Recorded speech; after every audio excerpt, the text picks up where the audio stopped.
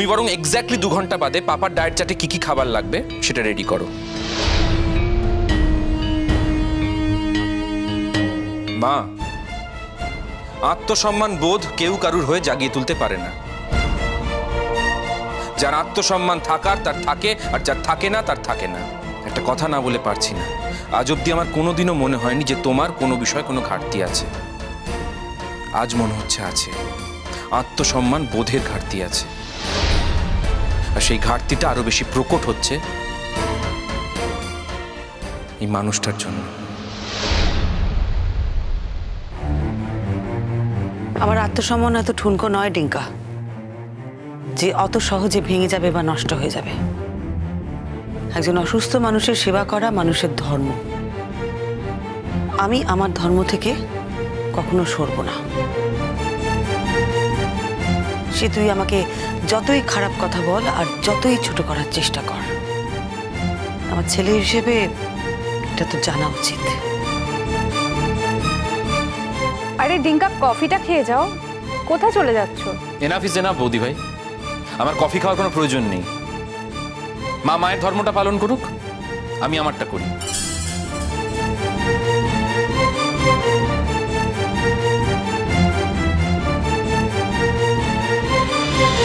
ঠিক আছে, কথা শেষ?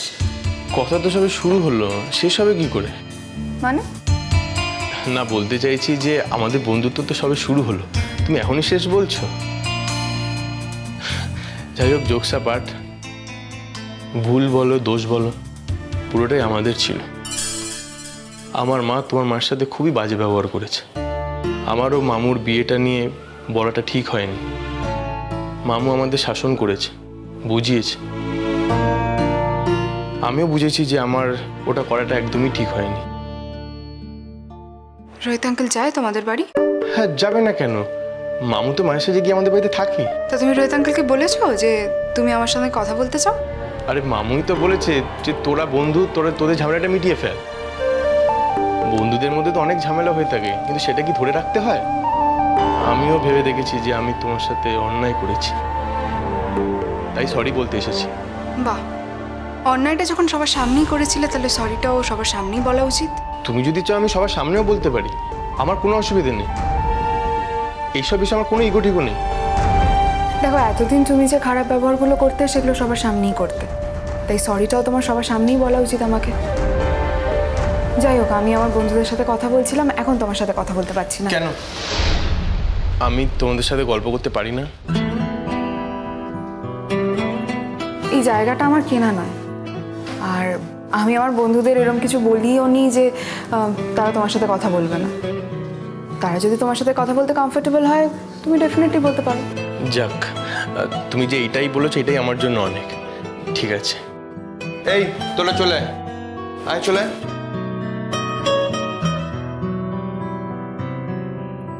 বলছি, আমরা এখানে বসতে পারি? দেখ, আমি ওকে বলেছি যে এই জায়গাটা আমার কেনা নয়, আর তোদের কাউকে আমি ওর সাথে কথা বলতে বারণ করিনি। তোরা যদি কমফোর্টেবল হোস তাহলে কথা বলতেই পারিস ওর সাথে, তাতে আমার কিছু বলার নেই আর কি। আর একটা কথা বলে রাখি, ও এতদিন আমার সাথে যে ব্যবহারটা করেছে তার জন্য ও সরি বলেছে। দেখ, আমি আমার ভুলটা বুঝতে পেরেছি। আমাদের একটা পারিবারিক গন্ডগোল হয়েছিল, সেখান থেকেই যা হওয়ার হয়েছে।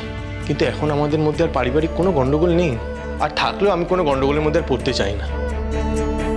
আমার সাথে দিঠির বন্ধুত্বটা একদমই আলাদা, আর আমরা কলেজ ফ্রেন্ড, আমি কলেজ ফ্রেন্ডই থাকতে চাই। বাড়ির বড়দের মধ্যে আমরা আর পড়তে চাই। সেটা তো আগে বুঝলেই হতো, ব্যাপারটা এত দূর করাতেই না। আরে মানুষই ভুল করে, আবার মানুষই তো ঠিক করে। আমি যে ভুলটা করেছি সেটা যে আমি ঠিক করতে পারবো না তা তো কখনো হতে পারে না। আচ্ছা, আমার সাথে আজ দিতি নতুন বন্ধুত্বের অনারে আজ আমি পার্টি দেবো। আচ্ছা তাহলে তোরা বল, কি খাবি তোরা? এখানে আর কি পাওয়া যায়? তাহলে চল বাইরে যাই আমরা। আমার কিন্তু তাড়া আছে, বেরোতে হবে আমাকে। তার মানে তুমি এখন আমাকে ক্ষমা করে দাও? তুমি রাগটাকে পুষে রেখেছো? না, সেটা নয়। দেখো, আমার তো তোমার মতো টিউশন নেওয়ার সুযোগ হয় না। আমাকে লাইব্রেরি থেকে বই নিয়ে পড়াশোনা করতে হয়, তাই আমি তাড়াতাড়ি বাড়ি যেতে চাইছি। আর তাছাড়া আমার বাবারও শরীর ভালো নয় এখন, সেটাও বাড়ি যাওয়ার অন্যতম কারণ। আরে কতক্ষণই বা লাগবে, আমি এখনই অর্ডার করে দিচ্ছি, তুমি একটু বসো বসো। এই প্রদীপ দা, ইয়েস। এদিকে আসো একবার।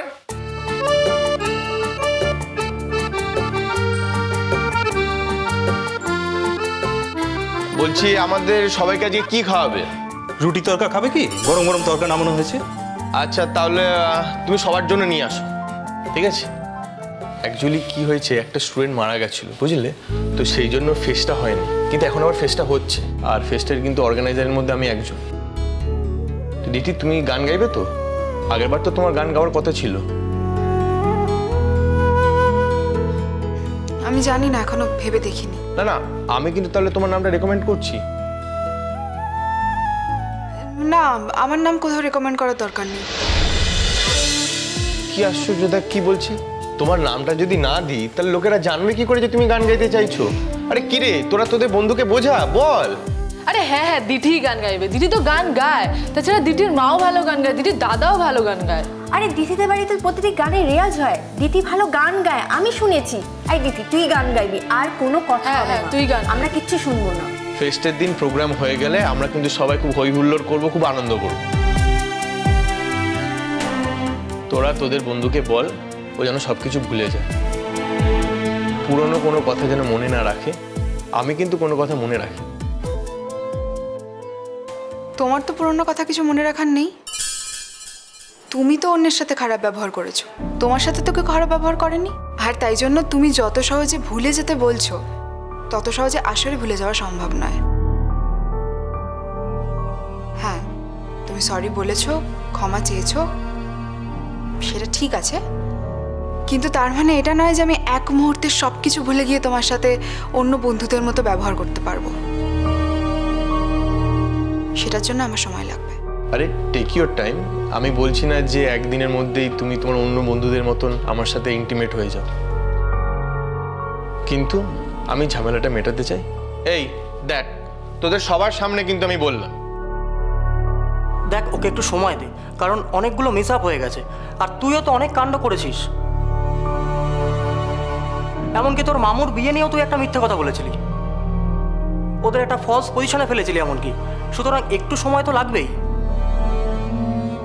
ওটা জাস্ট দুষ্টুমি করতে গিয়েছিলাম। সব বিষয় নিয়ে দুষ্টুমি করা চলে না, সেটা তোমার মনে রাখা উচিত সর্বজিৎ। সরি, তুমি কিছু মাইন্ড করো না, ভবিষ্যতে আর এরকম ভুল হবে না। এখন থেকে বাকি দিনগুলো আমরা খুব সুন্দর বন্ধুত্বের মুহূর্ত কাটাবো। আর তুমি কিন্তু আমাকে কথা দিলে যে তুমি গান গাইবে। আমি তোমাকে মোটেও কথা দিইনি যে আমি গান গাইবো। তুমি বলনি, বাট তোমার বিএফ অফ ইউ সবাই তো বলেছে, তোমার বন্ধুরা। কিরে বল, তোরা দিঠি গান গাইবে না? আমাদেরই ব্যাচের একটা স্টুডেন্ট এত ভালো গান গায়, আমাদের ব্যাচের ফেস্টে ও সবাইকে টিক্কা দেবে, এটাই তো আমরা চাই। হ্যাঁ, দিঠি গান গাইবে, আমাদের সবার রিকোয়েস্ট কিন্তু দিঠি, তোকে গান গাইতেই হবে। আচ্ছা আচ্ছা, ঠিক আছে, যখন হবে তখন দেখা যাবে। ব্যাস, যখন দেখা যাবে বলেছে তার মনেও গাইছে। আরে প্রোগ্রামটা তো মেস আপ হয়ে গেছিলো বলে আর হলো না, আর তখন তো তুমি গান গাইতেও চেয়েছিলে। আর দেখো, এটা কিন্তু আমার রিকোয়েস্ট না, এটা সবার রিকোয়েস্ট, তোমাকে গানটা গাইতেই হবে। ঠিক আছে, বললাম তো, যখন হবে তখন দেখা যাবে। ঠিক আছে, আমি এবার উঠি, বুঝলি তো? Thank you very much.